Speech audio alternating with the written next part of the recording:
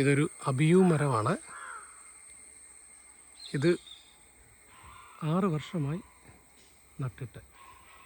എല്ലാ വർഷവും കായ്ക്കുന്നുണ്ട്, പക്ഷേ ഇതുവരെയും കാ കിട്ടിയിട്ടില്ല. കഴിഞ്ഞ വർഷം കായ്ച്ചത് പൊഴിഞ്ഞു പോയി.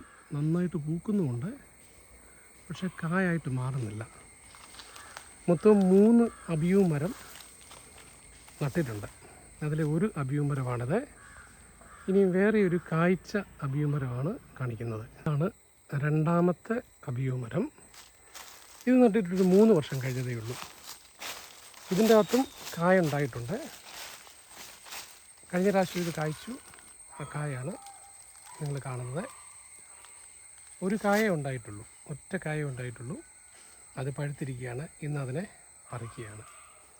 ഭയങ്കര ചൂട് കാരണമാണ് ഇപ്രാവശ്യം കായ അധികം പിടിക്കാഞ്ഞത്. പൂത്തിരുന്നു നന്നായിട്ട്.